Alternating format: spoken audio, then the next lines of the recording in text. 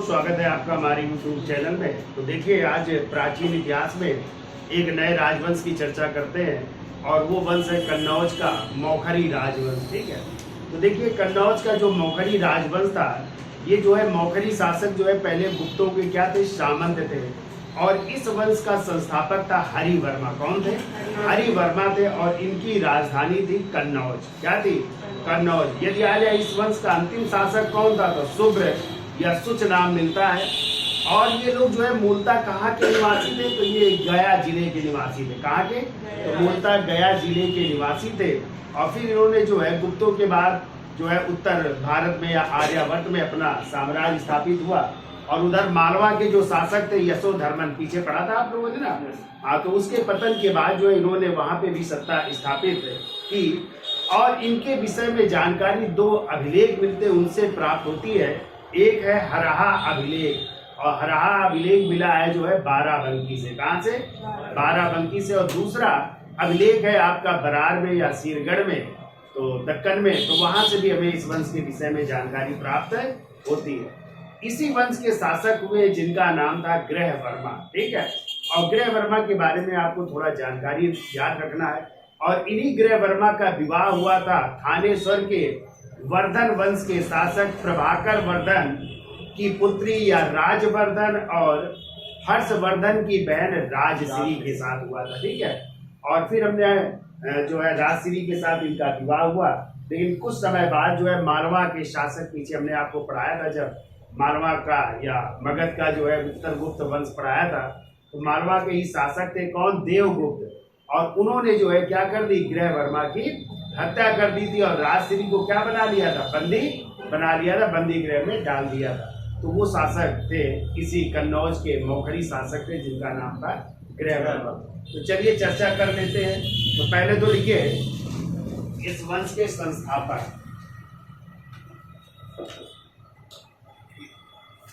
तो संस्थापक लिखिए हरिवर्मा। हरिवर्मा। इनकी राजधानी लिखिए, राजधानी थी कन्नौज। इस वंश का अंतिम शासक लिखिए, अंतिम शासक, उसका नाम मिलता है शुभ्र या सुच भी मिलता है। ये अंतिम शासक है। ठीक है, मूल निवासी ये लोग कहाँ के थे? तो मूल निवासी लिखिए गया जिला बिहार के थे।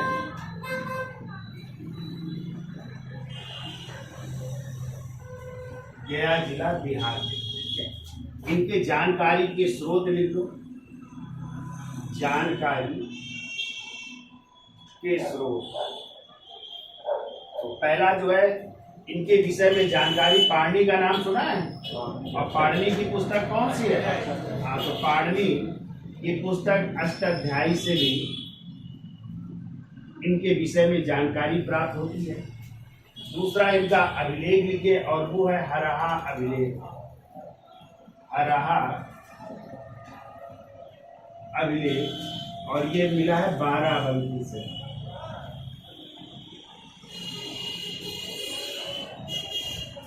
बाराबंकी उत्तर प्रदेश से। और दूसरा है असीरगढ़ का मुद्रा लेख। असीरगढ़, या इसी को बरार भी कह सकते हो, का मुद्रा लेख।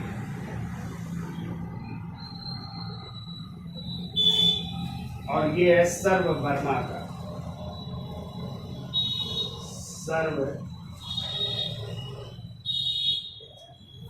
वर्मा का। ठीक है, और ये किसके उपासक थे? तो ध्यान में लिख लीजिए, तो शिव के उपासक थे। शिव के उपासक, यानी कह सकते हैं शैव धर्म के अनुयायी थे। शैव धर्म के अनुयायी, शैव धर्म के अनुयायी थे। ठीक है, लिखिए, देखिए इस हराहा अभिलेख में लिख लो, हराहा अभिलेख से, यहां से हराहा अभिलेख प्रारंभिक 4 मौखरी शासकों के नाम मिलते हैं। प्रारंभिक 4 मौखरी शासकों का उल्लेख, मौखरी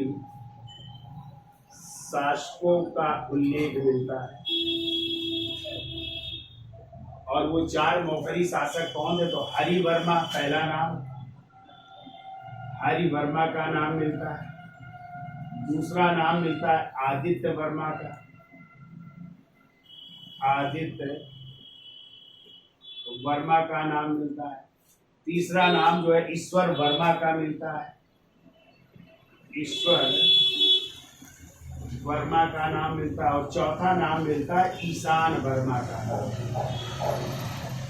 ईशान वर्मा का। किस अभिलेख से?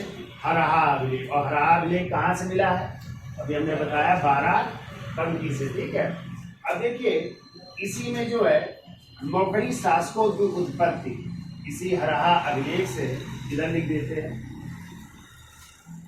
अगला पॉइंट लिख लो, हराहा अभिलेख से, हराहा अभिलेख से मौखरी शासकों की उत्पत्ति, मौखरी शासकों की उत्पत्ति। मनु का नाम सुना है ना?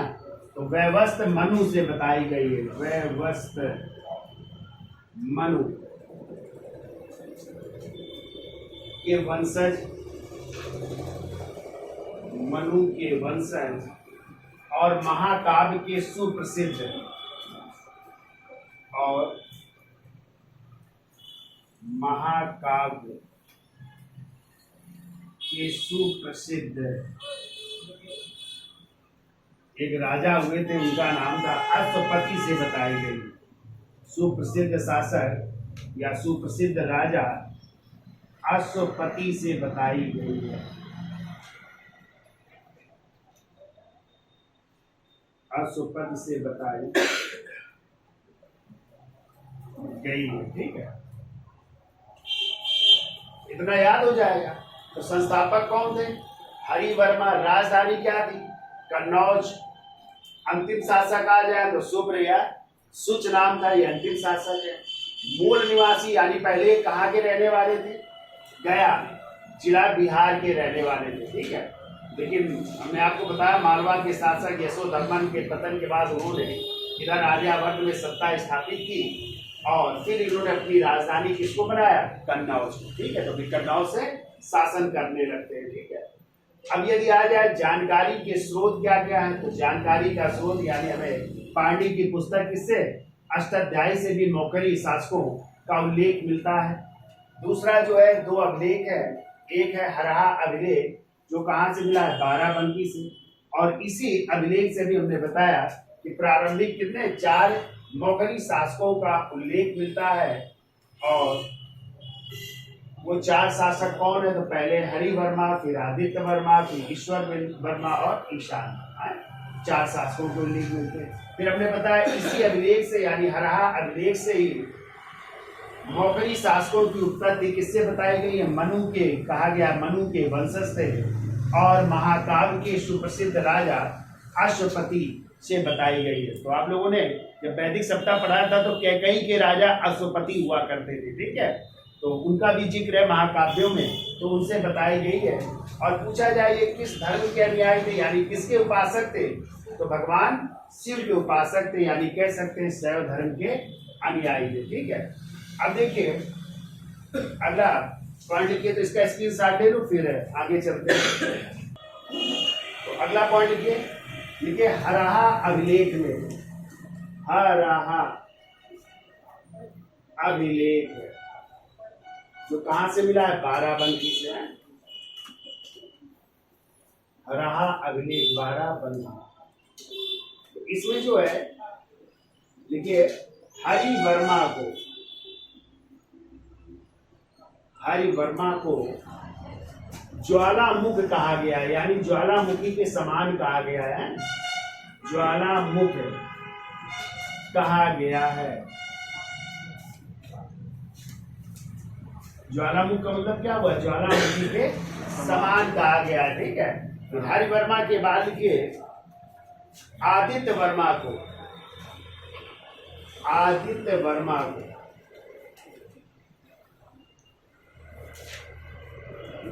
आदित्य वर्मा को वर्णाश्रम व्यवस्था की स्थापना करने वाला कहा गया है। वर्णाश्रम व्यवस्था की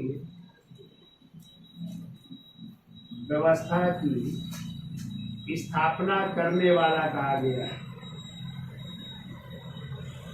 करने वाला कहा गया, ठीक है। जबकि देखिए ईश्वर वर्मा को, ईश्वर वर्मा को क्षितिपाल कहा गया है, क्षितिपाल कहा गया है। ईश्वर वर्मा को क्या कहा गया है? क्षितिपाल कहा गया है, ठीक है। ऐसे ही देखो असीरगढ़ मुद्रा लेख के अनुसार दूसरा जो अभिलेख है असीरगढ़, जैसे हमने बताया था बरार मुद्रा लेख है के अनुसार इसमें देखो राजाओं, उनकी पत्नियों और उनके पुत्र का उल्लेख मिलता है, ठीक है। एक तरफ देख लो राजा, दूसरा उनकी पत्नी का नाम लिखिए और तीसरा उनके पुत्र का नाम लिखिए। पहला राजा लिखिए हरि वर्मा, और हरि वर्मा की पत्नी का नाम था जय स्वामिनी। हरि वर्मा पत्नी का नाम लिखिए जय स्वामिनी।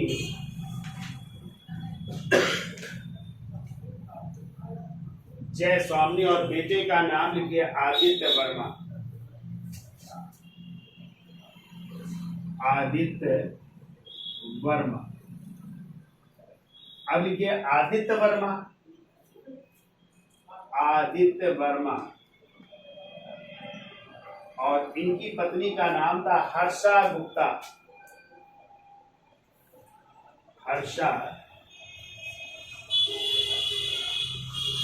गुप्ता नाम था या हर्ष गुप्ता नाम था, और इनके बेटे का नाम था ईश्वर वर्मा। ईश्वर वर्मा का उल्लेख। अब लिखिए ईश्वर वर्मा, ईश्वर वर्मा और पत्नी का नाम है उपगुप्ता।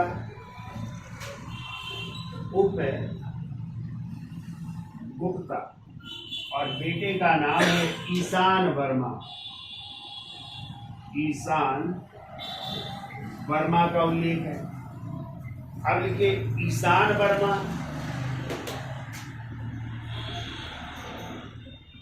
ईशान वर्मा 1 2 3 4 है, और इनकी पत्नी का नाम है लक्ष्मीवती। लक्ष्मीवती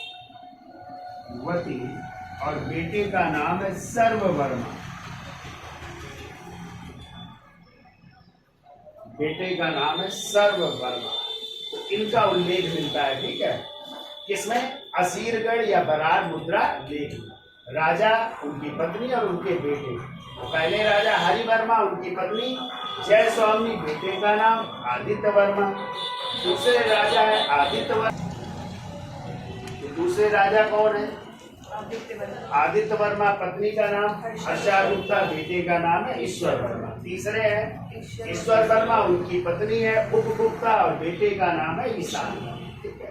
फिर ईशान वर्मा, उनकी पत्नी है लक्ष्मीवती और बेटे का नाम है सर्व। ठीक है। और इधर देखो हमने बताया हराहा अभिलेख में हरि वर्मा को क्या कहा गया? ज्वालामुखी, यानी ज्वालामुखी के समान। आदित्य वर्मा को वर्णाश्रम व्यवस्था की स्थापना करने वाला कहा गया और ईश्वर वर्मा को क्षितिपाल कहा गया। ठीक है। अगला पॉइंट को देखो मौखरियों के अभिलेख इसके अलावा यहाँ पे लिख लीजिए, मौखरियों के अभिलेख इसके अलावा और कहाँ से मिले हैं? देखो इसके अलावा नागार्जुन एवं बराबर की पहाड़ियों पर, नागार्जुन एवं बराबर की पहाड़ियों पर, बराबर की पहाड़ियों पर। तो आप लोगों ने पढ़ा है बराबर की पहाड़ियों में किसने गुफाओं का निर्माण करवाया था? अशोक ने। कर्ण, चौपाल, सुदामा, विश्व झोपड़ी। फिर उनके पौत्र थे दशरथ, उन्होंने नागार्जुनी पहाड़ियों पर गोपी, गढ़शिखा, लोमर्षि नहीं पढ़ाया था? हाँ, तो वो गुफाएं बनवाई थी। तो इनके भी अभिलेख यहाँ से प्राप्त हुए हैं, ठीक है। जबकि इनकी मुद्राएं लिखो, जबकि इनकी मुद्राएं यानी इनके सिक्के कहाँ से मिल रहे हैं? तो मुद्राएं लिखिए, भिटौरा, अयोध्या। ये भिटौरा नहीं कानपुर वाला, ठीक है। कानपुर में ये है ना भिटौरा घाट, तो ये भिटौरा घाट है आपका वहां से फैजाबाद में है, फैजाबाद, जिसका नया नाम हो गया फैजाबाद या अयोध्या भी, अयोध्या से भी मिली है। फैजाबाद यानी भिटौरा, फैजाबाद, अयोध्या, अहिछत्र, अहिछत्र, यहां से मुद्राएं मिली है, ठीक है इनकी।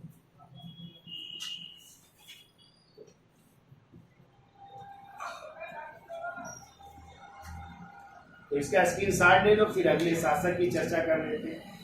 तो देखिए इस कन्नौज के मौखरी राजवंश के संस्थापक कौन थे? हरिवर्मा, जिनका टाइम है 510 ईस्वी, ठीक है।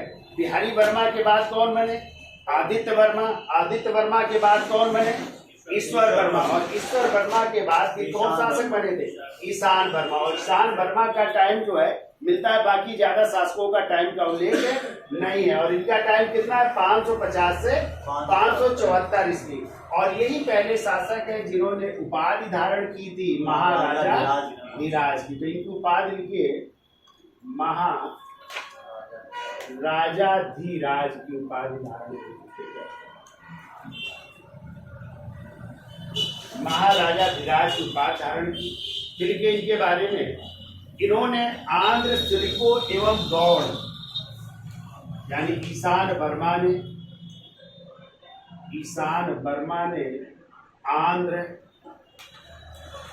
आंध्र का मतलब हो सकता है उत्तर 7 महान शासक शासन कर रहे हो, तो आंध्रों को पराजित किया। इसके अलावा लिखो सुलिको, सुलिक शासक थे, सुलिको एवं गौड़ शासकों को पराजित किया था। गौड़ का मतलब बंगाल के गौड़ शासक हैं, तो गौड़ शासकों को पराजित किया, गौड़ शासकों को पराजित कर रहे हैं, ठीक है। फिर अगला पॉइंट क्यों? अवसर अभिलेख। और हमने पीछे पढ़ाया था अवसर अभिलेख जो है गया बिहार में है। कहाँ पे है? अवसर अभिलेख लिख लेना कोष्ठ में, ये सब याद रखिएगा, गया बिहार में है।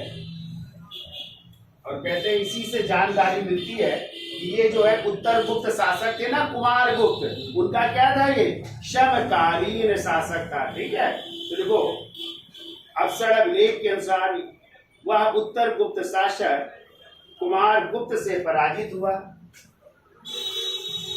यह उत्तर गुप्त शासक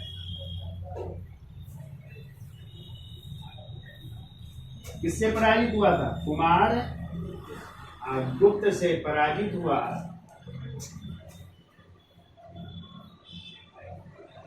कुमार गुप्त से पराजित हो रहा है, ठीक है। मेरे को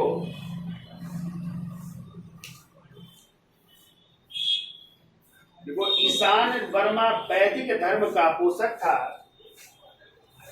वैदिक धर्म का पोषक है, वैदिक धर्म का पोषक भी था ये। देखिए वैदिक धर्म का पोषक था।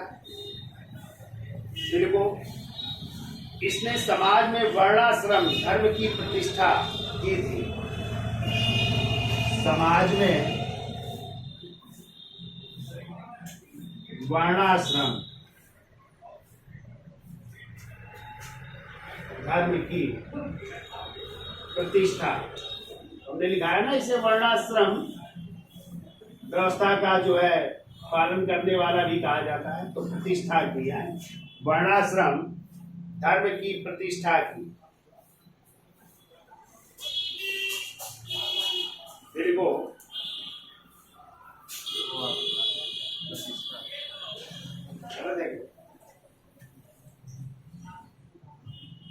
प्रतिष्ठा किया है, वर्णाश्रम धर्म की प्रतिष्ठा की। फिर के इसी लेख में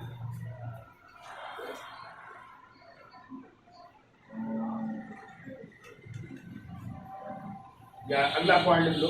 देखो हरहा लेख के अनुसार इसके शासन काल में, अगला लिखो हरहा लेख के अनुसार। हरहा लेख कहां से मिला था? बाराबंकी से। बाराबंकी से है। तो देखो हरहा लेख के अनुसार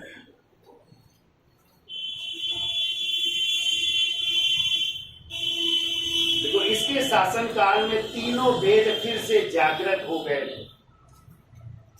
इसके शासन काल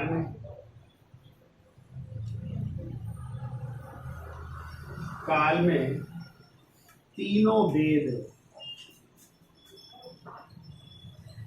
फिर से जागृत हो गए, जागृत हो गए। तो ये मिलता है। फिर वो इसी हरहा अभिलेख में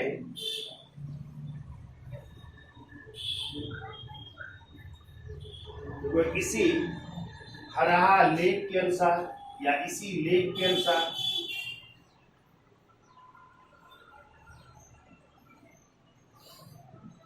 तो इसी लेख के अनुसार उसने भगवान शूलपाणी, भगवान शूलपाणी, और शूलपाणी किसे कहते हैं? शिव को है। भगवान शूलपाणी यानी शिव का मंदिर बनवा रहा है। शिव के क्षेमेश्वर मंदिर का निर्माण करवाया था। क्षेमेश्वर मंदिर का निर्माण करवाया था। मंदिर का निर्माण करवाया था। थोड़ी बहुत जानकारी इनके बारे में प्राप्त होगी। ठीक है। तो कौन सी पाठ धारण की थी? ईशान पर महाराजा धीराज की। और इसे किसका विजेता कहा जाता है? आंध्र शुल्कों एवं गौड़ शासकों का विजेता कहा गया। जबकि अक्सर अभिलेख जो गया बिहार से मिला है उससे ये जानकारी मिलती है कि वो उत्तर गुप्त शासक किससे? कुमार गुप्त से पराजित हुआ था। लेकिन इसे जो है वैदिक धर्म का पोषक भी कहा जाता है और इसने समाज में वर्णाश्रम धर्म की या वर्णाश्रम व्यवस्था की प्रतिष्ठा को स्थापित किया। जबकि हरहा लेख में इसे जो है कहते हैं इसके शासन काल में तीन वेद फिर से जागृत हो गए थे। और इसी लेख में कहा गया कि उसने भगवान शूलपाण या शिव का, जिसे कहते हैं कौन सा मंदिर? क्षेमेश्वर मंदिर का निर्माण करवाया था। ठीक है। अब इस वंश के अगले शासक ग्रह वर्मा, जो कि हमने बताया था थानेश्वर के वर्धन शासक प्रभाकर वर्धन की बेटी, किसका विवाह हुआ था? राजश्री का विवाह हुआ था। ठीक है। उनकी चर्चा कर लेते हैं। इसका स्क्रीनशॉट है तो देखिए ग्रह वर्मा 600 से 605 ईस्वी। तो लिखिए यह इस वंश का अंतिम शक्तिशाली शासक था।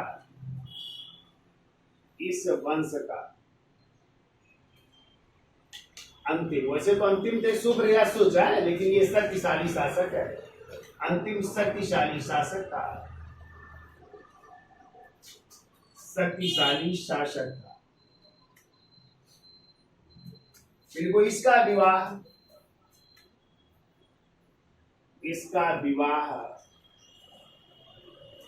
थानेश्वर के प्रभाकर वर्धन प्रभाकर वर्धन की पुत्री, प्रभाकर वर्धन की पुत्री, या कह सकते हैं राजवर्धन व हर्षवर्धन की बहन,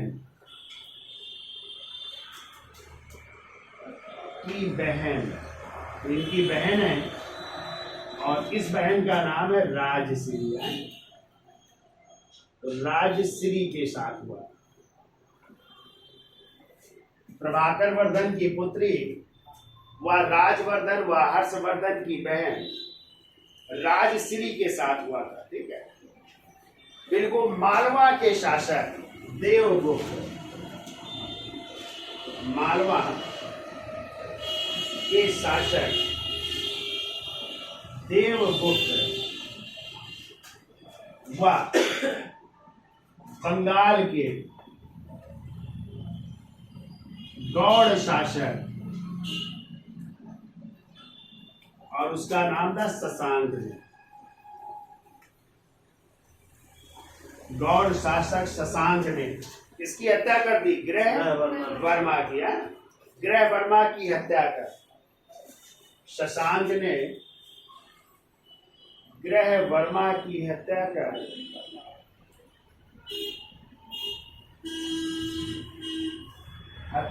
राजश्री को बंदी बना लिया। राजश्री को बंदी बना लिया।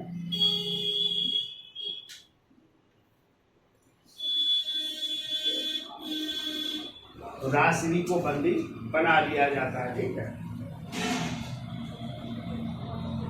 फिर वो बाणभट्ट की हर्षचरित के अनुसार, बाणभट्ट की पुस्तक है ना हर्षचरित, फिर वो बाणभट्ट की हर्षचरित के अनुसार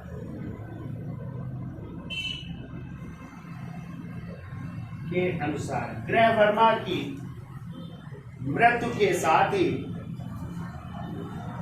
ग्रह वर्मा की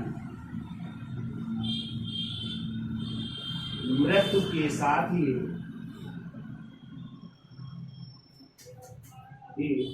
कन्नौज में मौखरी वंश समाप्त हो गया। कन्नौज में मौखरी वंश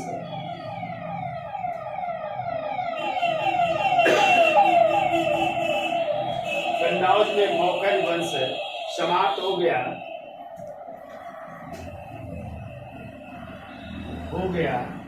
और राजश्री को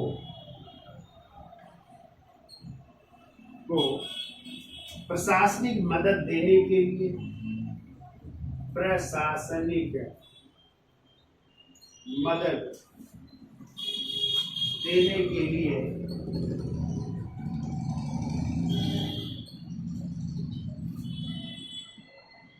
हर्ष ने अपनी राजधानी, या हर्षवर्धन ने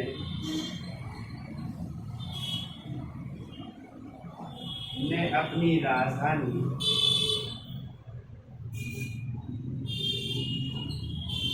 थानेश्वर से किसको बनाई? कन्नौज स्थानांतरित किया।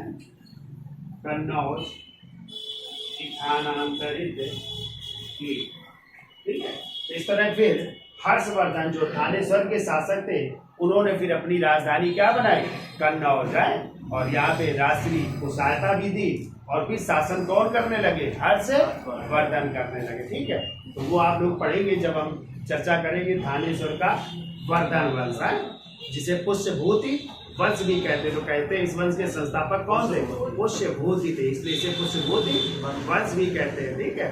अगला टॉपिक आप लोग की हेडिंग डाल लीजिए, थानेश्वर का वर्धन वंश, या इसी को कहते हैं पुष्यभूति वंश। ठीक है। तो वीडियो अच्छा लगा हो तो लाइक शेयर और सब्सक्राइब करिए। धन्यवाद।